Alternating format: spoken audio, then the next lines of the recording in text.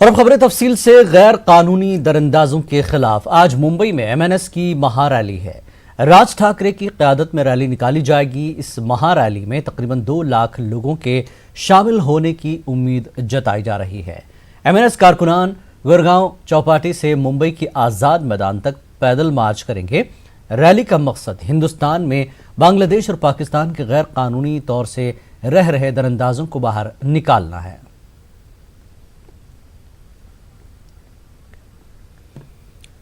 और हमारे साथ इस वक्त हमारे नुमाइंदे प्रशांत पांडे जुड़े हुए हैं। प्रशांत, जिस तरह से ये बातें हो रही है और एमएनएस का जो नया रूप सामने आया है, कहीं ना कहीं आज की इस रैली से वो अपनी सियासी साख या अपने मैदान में अपने मकाम को कायम रखने की एक पहचान बताएगी, लेकिन इस महारैली के पीछे और क्या क्या मकासद हो सकते हैं प्रशांत?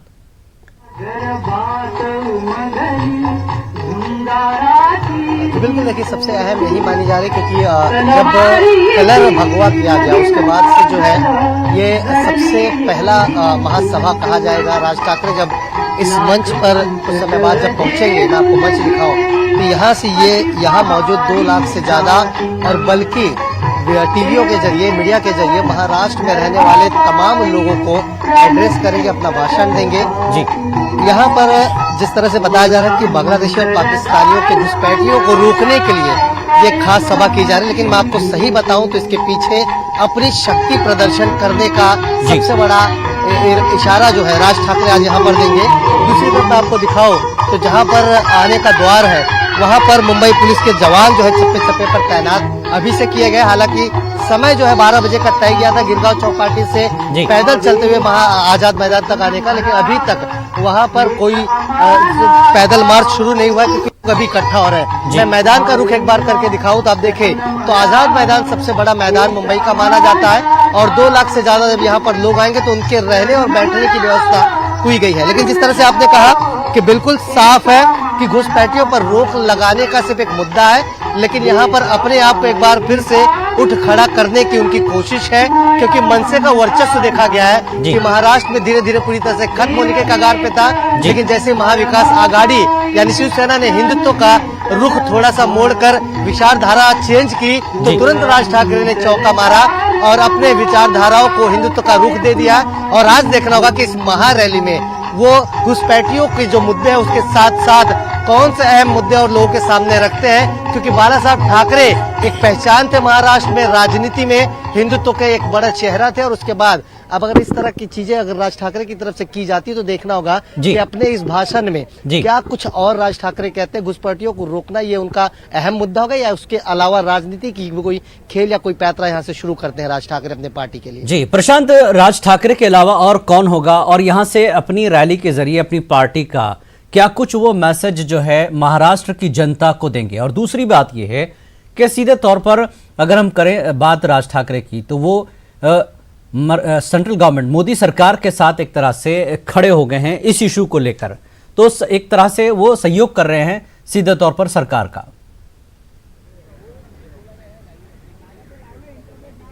जी बिल्कुल, देखिए इसमें कोई दो राय नहीं क्योंकि पिछले दिनों भी हमने देखा कि राज ठाकरे और खुद देवेंद्र फडणवीस जो पूर्व मुख्यमंत्री रहे महाराष्ट्र के, उनके बीच जो है कई जगहों पर अलग अलग होटलों में, अलग अलग गेस्ट हाउसेस में बैठक का जो सिलसिला था वो जारी था। और जैसे ही शिवसेना ने, मैंने कहा कि जिस तरह से महाविकास आघाड़ी की सरकार बनाई तो राज ठाकरे ने जो है इस पहल को तेज कर दिया और ये इशारा दे दिया है कि हिंदुत्व के साथ साथ वो बीजेपी की तरफ अपने कदम जो है धीरे धीरे बढ़ा रहे हैं। क्योंकि उनके अगर पन्ने को, मनसे के पन्ने को अगर एक बार उठाकर देखा जाए तो ना तो उन्होंने विधानसभा में अपने किसी कैंडिडेट को उतारा, ना ही लोकसभा में उतारा। यानी जो मनसे का एक चेहरा था कि उनकी जो पहचान थी वो महाराष्ट्र से राजनीति के पन्नों से हटती नजर आ रही थी। और इसी चीज को लेकर उन्होंने जो रूपांतरित यानी जो बदलाव लाए हैं, हिंदुत्व के मुद्दे को पकड़ा है और साथ ही साथ बीजेपी की तरफ अपने कदम बढ़ा रहे हैं, तो जाहिर सी ये बात है कि कहीं ना कहीं राज ठाकरे नया खेल, नए पत्ते खोलने वाले हैं। और जिस तरह से मैंने कहा कि अपने विचारधाराओं को बदलने के बाद इनकी ये सबसे बड़ी महासभा आज मुंबई में है और देखना होगा कि इस महासभा में वो क्या कुछ इशारे देते हैं। और जिस तरह से एनआरसी या फिर हम सीए कानून की बात की जाए तो जो जिस तरह से अलग अलग पार्टियां विरोध करती नजर आई इसको, लेकिन देखा गया कि मनसे ने इसका विरोध अभी तक नहीं किया। मनसे ने हालांकि पैरेलल कहते दूसरी तरफ से जो मुहिम शुरू कर दी, उन्होंने एक नाम दे दिया है पाकिस्तानी और बांग्लादेशी घुसपैठियों को रोकने के लिए। लेकिन देखा जाए तो दोनों का जो इशारा है एक ही तरफ जाता है। यही माना जा रहा है कि लगातार देवेंद्र फडणवीस के साथ बैठक करना, इस तरह से घुसपैठियों पर रोक लगाने की सिलसिला करना, हिंदुत्व अपना मुद्दा बनाना, यानी ये तमाम चीजें अगर तराजू में तोला जाए तो ये बात साफ करता है कि राज ठाकरे धीरे धीरे हिंदुत्व और बीजेपी की तरफ अट्रैक्ट हो रहे हैं, अपने कदम बढ़ा रहे हैं। लेकिन देखना होगा कि आज की सभा में, बैठक में, यहाँ पर जब लोग यहाँ पर इकट्ठा होंगे तो राज ठाकरे अपने भाषण में क्या कुछ कहते हैं, काफी अहम मानी जाएगी आने वाले दिनों में। जी प्रशांत, एक चीज और जानना चाहेंगे, इतनी बड़ी सभा जो है राज ठाकरे करने जा रहे हैं, तो महाराष्ट्र की सियासत में दीगर जो पार्टियां हैं या फिर सरकार, या सीधे बात करें उद्धव ठाकरे की, तो क्या कुछ महाराष्ट्र की सियासत में इसको किस तरीके से देखा जा रहा है?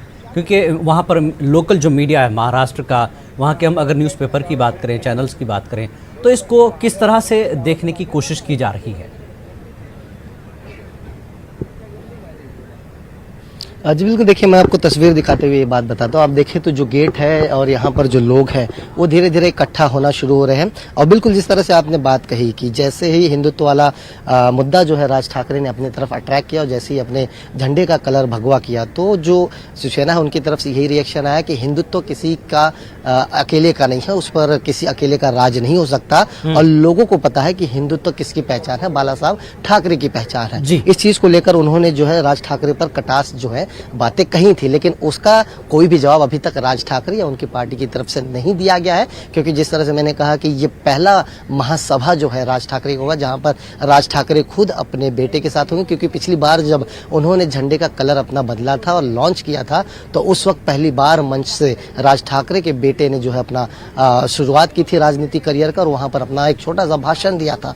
तो जिस तरह से मैं आपको एक बार फिर से मंच की तरफ लेके चलता हूँ। इसी मंच पर जो है कुछ समय बाद राज ठाकरे, उनके पुत्र, उनके जो करीबी जो नेता हैं यहाँ पर मौजूद रहेंगे और देखना होगा कि आज के भाषण में राज ठाकरे क्या कहते हैं। आज का जो बयान होगा उसके बाद आने वाले दिनों में मैं आपको बताता हूँ कि महाराष्ट्र के राजनीति में काफी उतार चढ़ाव हमें देखने को मिलेगा। क्या राज ठाकरे बीजेपी के साथ हाथ मिलाएंगे? ये वही राज ठाकरे हैं जिन्होंने उत्तर प्रदेश और बिहार के लोगों का रहना जीना मुंबई में एक जमाने में मुश्किल कर दिया था। उनके विरोध जो है इन्होंने राजनीति छेड़ी थी और उस वक्त महाराष्ट्र की जनता ने इन्हें एक्सेप्ट किया था। मैं आपको याद दिलाऊं तो जब पहली बार चुनाव उन्होंने लड़ा था अपनी पार्टी लॉन्च करने के बाद, तो 14 एमएलए उनके पहली बार में जीत कर आए थे। बीएमसी में जो है 23 उनके नगर सेवक आए थे। नासिक का नगर सेवक नगर पालिका उनको पूरी मिल चुकी थी। यानी बहुत अच्छी शुरुआत राज ठाकरे की उस जमाने में हुई थी। लेकिन धीरे धीरे जैसे मुद्दा डाइवर्ट होते गया तो राज ठाकरे की पार्टी गिरती नजर आई। हमने देखा कि इस बार ना लोकसभा लड़े ना विधानसभा लड़े, कोई कैंडिडेट नहीं उतरा। बीएमसी में उनके जो नगर सेवक है लगातार हार खाते रहे, कोई भी जीत के नहीं आ रहा है। तो ऐसे में अपने पार्टी को बचाने और एक बार फिर से खड़ा होने की कोशिश जो है राज ठाकरे की तरफ से की जा रही है। और उसका मेन हथियार हम कहें वो हिंदुत्व का मुद्दा है जो उन्होंने अपने झंडे का रंग जो है भगवा किया है। और साथ ही लगातार देवेंद्र फडणवीस के साथ बैठक करना, क्योंकि हमने देखा था कि पिछली बार देवेंद्र फडणवीस ने भी ये कहा था कि अगर हमें छोड़कर अपोजिशन के साथ यानी एनसीपी कांग्रेस के साथ शिवसेना हाथ मिला सकती है तो हम बीजेपी जो है क्यों नहीं किसी के साथ हाथ मिला सकते। तो ये इशारे जो है दिए जा रहे हैं। देखना होगा कि आज की सभा में जब राज ठाकरे यहाँ पर लोगों को संबोधित करेंगे तो क्या कुछ अहम मुद्दे उनके दिमाग में होते हैं। चलिए, बहुत बहुत शुक्रिया प्रशांत इस पूरी जानकारी के लिए।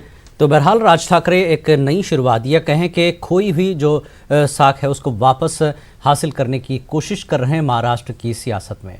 आगे बढ़ेंगे। प्रियंका गांधी के वाराणसी पहुंचने पर जोरदार इस्तकबाल किया गया। बनारस एयरपोर्ट के बाहर पार्टी के कारकुनान बड़ी तादाद में मौजूद थे। प्रियंका गांधी के बनारस पहुंचने पर कांग्रेस कारकुनान पुरजोश नजर आए और नारे लगाए। प्रियंका गांधी गुरु रविदास की यौम पैदाइश के मौके पर मुनक्किदा प्रोग्राम में शिरकत करेंगी।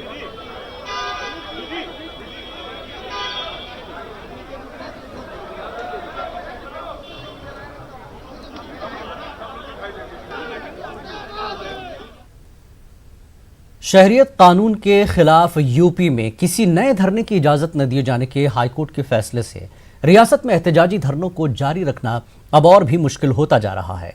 हाईकोर्ट ने फिरोजाबाद में होने वाले शहरियत तरमीमी कानून के खिलाफ एहतजाजी धरने की इजाजत देने से इनकार कर दिया है। हाईकोर्ट ने अपने तबसरे में इस तरह के एहतजाजी धरने को मुल्क के मफाद के खिलाफ भी करार दिया है। पेश है रिपोर्ट।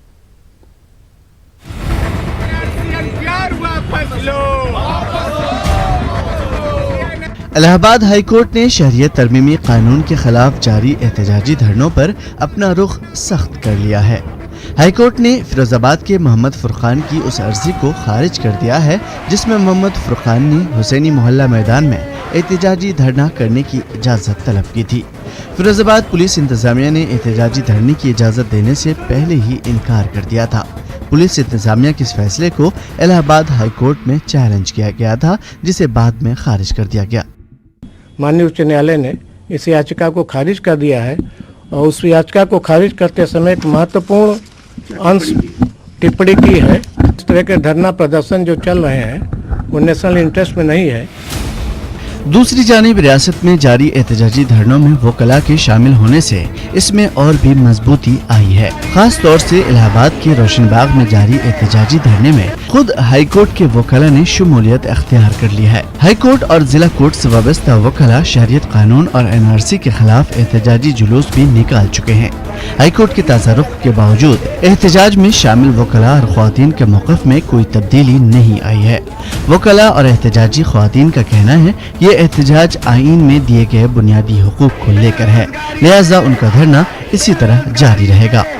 हम सब लोग एक हैं, हिंदू मुस्लिम एकता यहाँ पे सब साथ में है। हमारे भाई लोग हैं, अजय जी भी हैं, पंकज जी भी हैं, प्रखर जी भी हैं, हम सभी लोग आए हुए हैं। कोई एक कौम या मुद्दे की बात यहाँ नहीं हो रही है। हम लोग NRC और CA के खिलाफ आए हुए हैं। हमारी लड़ाई सरकार से भी नहीं है, हमारी लड़ाई CA NRC से है। जो भी CA NRC को लागू करेगा हम उसके खिलाफ बोलेंगे। आप हमको धर्म के आधार पर विभाजित कर रहे हो। आप हमसे हमारे देश में रहने के लिए नागरिकता बार बार मांग रहे हो और ऐसे कागजातों की मांग कर रहे हो कि सभी को पता है कि आप जो मिडिल क्लास है, हम एक बार कहीं ना कहीं से उस अरेंज कर सकते हैं। जो गरीब सड़कों पे रह रहे हैं, जिनके रहने के इंतजाम नहीं, जो सुबह खा रहे हैं उनको ये नहीं पता कि उनको शाम में खाना मिलेगा नहीं, उनके पास पेपर्स कहाँ से आएंगे। तो यानी कि वो तो पूरी तरीके से इस NRC और CA में छाट दिए जाएंगे, तो उनसे उनकी नागरिकता छीन रहे हैं। तो उनके अधिकारों के लिए किसी न किसी को तो खड़े होना ही था, तो हम भारतीय खड़े रहेंगे। यूपी में जारी एहतजाजी धरनों पर पहले से ही पुलिस इंतजामिया का सख्त दबाव है। योगी हुकूमत चाहती है कि इन धरनों को जितनी जल्दी हो सके खत्म कराया जाए। इलाहाबाद हाई कोर्ट के ताज़ा फैसले से पुलिस इंतजामिया के साथ साथ हाई कोर्ट का भी दबाव बढ़ गया है। इन हालात में महसूस होता है कि एहतजाजी धरनों को अब शायद ज्यादा दिनों तक बाकी रखना मुमकिन न हो सकेगा। न्यूज़ 18 उर्दू के लिए इलाहाबाद से मुश्ताक आमिर की रिपोर्ट। और इस वक्त की एक अहम खबर आपको दे दें। ICC अंडर 19 वर्ल्ड कप का फाइनल मैच बांग्लादेश ने जीता है। पहले टॉस जीता है, तो बांग्लादेश ने टॉस जीता, पहले बल्लेबाजी करने का फैसला किया है। 5वीं बार वर्ल्ड कप अपने नाम करना चाहेगी team India. ICC under 19 world cup का जो है टॉस जीता है। फाइनल मैच के लिए बांग्लादेश ने जीता है टॉस, पहले बल्लेबाजी करने का फैसला किया है। 5वीं बार वर्ल्ड कप अपने नाम करना चाहेगी टीम इंडिया, लेकिन टॉस जीता है बांग्लादेश ने।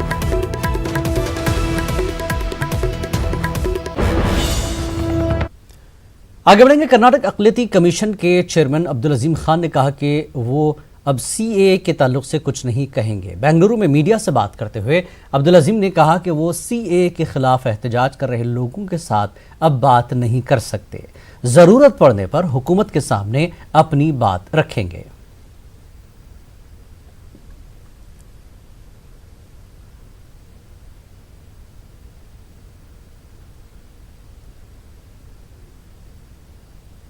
मैं पहले बहुत कुछ बोल चुका हूं, अभी बोल नहीं सकता। मैं आग बुझाने वालों में से हूं, आग भड़काने वालों में से नहीं हूं। ये सवाल अब थोड़े दिन के लिए मुझसे ना पूछिए। थैंक यू, शुक्रिया। CAA के बारे में कोई भी आपकी राय नहीं है? मैं पहले आपसे भी बात किया हूं, उसके पहले भी बात किया हूं, मगर अब जो है सब्जेक्ट कंट्रोवर्शियल बन गया है। मैं अभी कोई बात करना नहीं चाहता। नहीं, वो आप जो कर रहे हैं ना, आप जो हर आदमी को इख्तियार है कि वो उसके फेवर में भी जा सकते हैं, उसके अगेंस्ट भी जा सकते हैं। अब सब्जेक्ट इतना कंट्रोवर्शियल बन गया है, मैं इसके बारे में कोई तरह का रिमार्क देना नहीं चाहता। जाकर आपने बात की है प्रोटेस्ट? नहीं, मैं नहीं जा सकता। मैं जो है मेरी जगह बैठकर जो है सलाह मशवरा सरकार तक दे सकता हूँ मैं, मगर यहाँ पब्लिक में नहीं जा सकता। तो ये माइनॉरिटीज का इशू नहीं कौन सा प्रोटेस्ट जो है, जो मैं ठीक समझता हूँ और वो सरकार के सामने बात कर सकता हूँ, जाके पब्लिक में तो बात नहीं कर सकता। ये हमारे लिए थोड़े रिस्ट्रिक्शंस है, क्योंकि ये माइनॉरिटी कमीशन है, कॉन्स्टिट्यूशनल बॉडी है, तो थोड़े लोगों को अच्छा लगेगा, थोड़े लोगों को ख़राब लगेगा। इसलिए चंद दिनों तक जो है इस सब्जेक्ट के ऊपर बात करना मुनासिब नहीं है। बेंगलुरु में शाहीन बाग की हिमायत में खवातीन एहतजाज कर रही हैं। इन लोगों का कहना है कि सरकार को शाहीन बाग में एहतजाज कर रही खवातीन से बात करनी चाहिए। साथ ही एहतजाजी खवातीन सरकार से मुतालबा कर रही हैं कि CAA को वापस लिया जाए।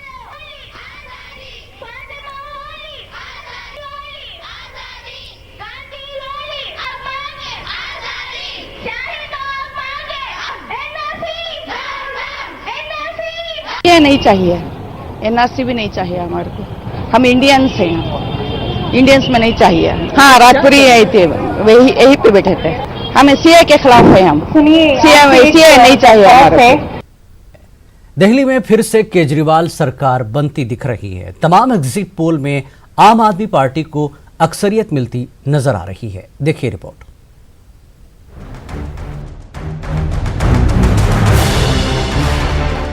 दिल्ली असेंबली इंतखाबात के नताइज तो 11 फरवरी को आएंगे, लेकिन इससे पहले चुनाव के दिन हुए तमाम एजेंसियों के एग्जिट पोल में दिल्ली में फिर से आम आदमी पार्टी की सरकार बनती दिख रही है।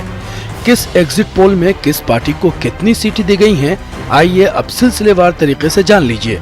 सबसे पहले टाइम्स नाउ और इप्सोस का सर्वे जान लीजिए। टाइम्स नाउ और इप्सोस के एग्जिट में आपको 47 सीटें दी गई हैं, जबकि बीजेपी के खाते में 23 सीटें गई हैं। वहीं कांग्रेस और दीगर की झोली खाली ही रहेगी। टाइम्स नाउ और इप्सोस के बाद आइए रिपब्लिक जन की बात के सर्वे के बारे में जान लीजिए। रिपब्लिक जन की बात ने आपको 48 से 61 सीटें दी हैं, जबकि बीजेपी को 9 से 21 सीटें मिल सकती हैं। इस सर्वे में कांग्रेस के लिए 1 सीट की भी बात की गई है। आइए अब आज तक एक्सिस माई इंडिया के एग्जिट पोल के बारे में जान लीजिए। आज तक एक्सिस माई इंडिया के सर्वे में आपके लिए 59 से 68 सीटें आ सकती हैं, जबकि बीजेपी को 2 से 11 सीटें दी गई हैं। सर्वे में कांग्रेस के लिए 0 तो दीगर के लिए 4 से 6 सीटों के इम्कानात हैं। बात ABP-C वोटर के सर्वे की करें तो दिल्ली में ABP-C वोटर के सर्वे में आपके लिए 49 से 63, बीजेपी के लिए 5 से 19, जबकि कांग्रेस के झोली में 4 सीटें गिर सकती हैं। इनके अलावा दूसरे एग्जिट पोल में भी दिल्ली में आम आदमी पार्टी की हुकूमत बनती नजर आ रही है। Bureau report, news 18 Urdu. और एग्जिट पोल पर मनोज तिवारी का क्या कुछ कहना है, आप भी सुनिए। एग्जिट पोल करने वाले लोग करते हैं, हम उनके ऊपर कोई उनके तौर तरीकों पे जो होगा हम सवाल नहीं उठा रहे हैं, लेकिन ये एग्जिट पोल फेल होंगे। ये जो एग्जिट पोल कराएंगे आए हैं उनमें बहुत दोष है। मतलब एक तो आप देखिए, एग्जिट पोल जब आ रहा था तब भी वोटिंग हो रही थी, और अगर 6:15 बजे या 6:30 बजे आप एग्जिट पोल दिखा रहे हैं और 7, 7:15, 7:30 तक वोटिंग चल रही है, क्योंकि जो भीड़ आई वोटर्स की जो 6 बजे के पहले घुस गए तो वो तो वोटिंग दे के ही गए हैं, तो आप कैसे दिखा सकते हैं कि वो उतने लोग वोट दे रहे हैं और आप उनको वोटिंग वो दिखा रहे हैं, एग्जिट पोल दिखा रहे हैं। तो इसलिए उसमें बहुत, अब क्या है उसके अंदर ये तो समीक्षा की बात है, लेकिन मैंने कल ही कह दिया, मैंने हमारी टीम ने जो एग्जिट पोल किया है, हमारे टीम ने जो सर्वे किया है, हम जो बूथों पे होके आए हैं, जो दिल्ली की जनता कह रही है, जो सड़क पे लोग कह रहे हैं कल की डेट में, उसके आधार पे ये एग्जिट पोल फेल होंगे और हम लोग 48+ सीट के साथ, हमारा सर्वे कह रहा है कि हम 11 तारीख को बीजेपी के पक्ष में दिल्ली का फैसला जनादेश आ रहा है। और आप लीडर संजय सिंह ने कहा कि इस बार दिल्ली के लोगों ने काम पर वोट दिया है और जो लोग नफरत की सियासत करना चाहते थे उन्हें अवाम ने जवाब दे दिया है। कि अंतिम परिणाम का इंतजार करना चाहिए। 11 तारीख को ईवीएम के बक्से खुलेंगे और तब अंतिम रूप से परिणाम सामने आएगा। लेकिन मुझे बिल्कुल साफ तौर पे लग रहा है एग्जिट पोल के नतीजे देख के कि कि प्रचंड बहुमत से अरविंद केजरीवाल की और आम आदमी पार्टी की सरकार बनेगी। दिल्ली की जनता ने काम के नाम पर वोट दिया है। जो लोग दिल्ली में सांप्रदायिकता फैलाना चाहते थे, हिंसा फैलाना चाहते थे, नफरत फैलाना चाहते थे, उनको जनता ने जवाब दिया है।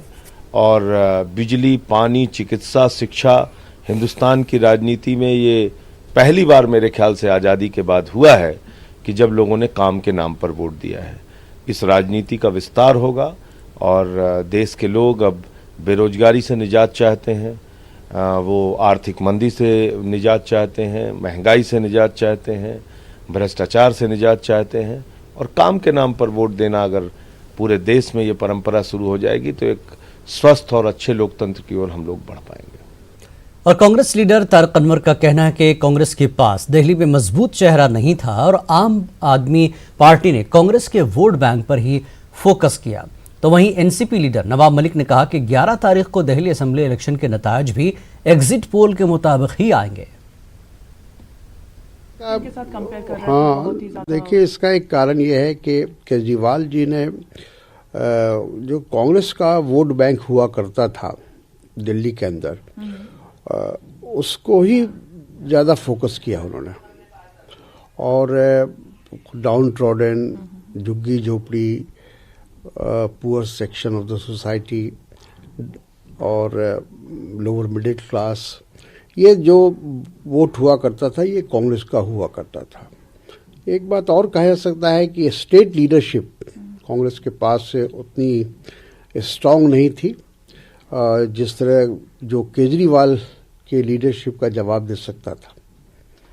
और यही ड्रॉबैक मेरा ख्याल है बीजेपी के साथ भी है। जिस तरह से दिल्ली के एग्जिट पोल सामने आए हैं, चुनाव पूर्व कई दिनों से ये स्पष्ट हो रहा था कि दिल्ली में आम आदमी पार्टी की दोबारा सरकार बनेगी। लेकिन जिस तरह से पूरे चुनावी दंगल में भारतीय जनता पार्टी ने चुनाव को पूरी तरह से ध्रुवीकरण करने का प्रयास किया, हमें लगता है बहुत ज़्यादा उसका असर नहीं हुआ। दिल्ली की होशियार जनता है। अंदाज ये है कि जो एग्जिट पोल आया है 11 तारीख को उसी तरह के। स्मार्ट सिटी प्रोजेक्ट के तहत दरिया जहलम के आसपास इलाकों को खूबसूरत बनाने का काम जारी है। इस प्रोजेक्ट की तकमील पर दरिया के किनारों पर दिलकश मनाजिर देखने को मिलेंगे। मकामी अफराद ने इस इक़दाम का खैर मकदम किया है। साथ ही उन्होंने पिछली मुहिम के नतायज पर भी सवाल खड़े किए हैं। आप देखिए हमारे नुमाइंदे परवेज भट्ट की ये रिपोर्ट। मैं दीजिए इजाजत, आदाब। खूबसूरत दरियाई जहलिम पर यकसा रंग की हाउस बोट्स यहाँ एक नया और दिलकश मंजर पेश कर रही हैं। कई दहाइयों से दरियाई जहलिम सयाहों की तवज्जो का मरकज रहा है। बरसों पहले यहाँ नक्ल हमल का सिलसिला भी जारी था। अब स्मार्ट सिटी प्रोजेक्ट के तहत दरियाई जहलिम के किनारों को सरसब्ज और शादाब बनाने और इसकी खूबसूरती में इजाफे के लिए काम शुरू किया गया है।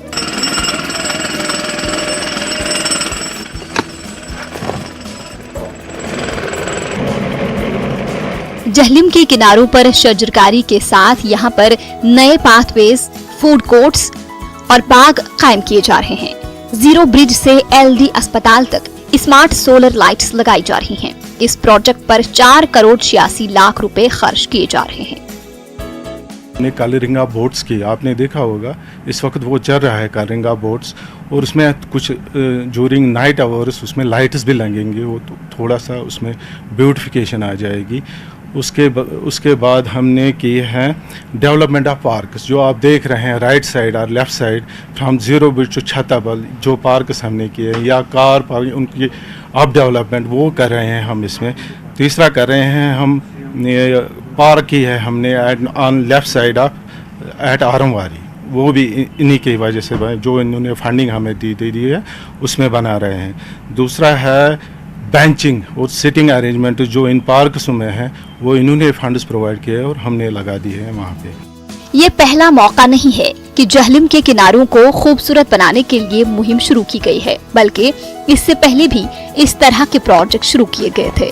ताहम मंसूबे के मुताबिक इस पर अमल दरामद नहीं हो सका था। इस वक्त जहलिम पर नजर डालेंगे तो इसके किनारों पर खस्ताहाली बिल्कुल आया है। कई जगहों पर दरिया आलूदा हो गया है। हालांकि मकामी अफराद ने इंतजामिया के इस इक़दाम का खैर मकदम किया है, ताहम उन्होंने इससे पहले भी इस नवियत की मुहिम पर करोड़ों रुपए खर्च करने और फिर खातिर खा नताइज सामने न आने पर सवाल खड़े किए हैं। जहलम के किनारों के ब्यूटिफिकेशन के हवाले से जो पिछले कई सालों से लगातार एक बेहतर कोशिश थी, हम इस कोशिश को वेलकम करते हैं। ब्यूटिफिकेशन के हो, डेवलपमेंट के हो, इस पे जो खर्चा लगातार करोड़ों रुपया आया था, वो कहाँ किस हिसाब से लगाया गया, उस डेवलपमेंट के बारे में जनरल पब्लिक को एक इन्फॉर्मेशन होनी चाहिए।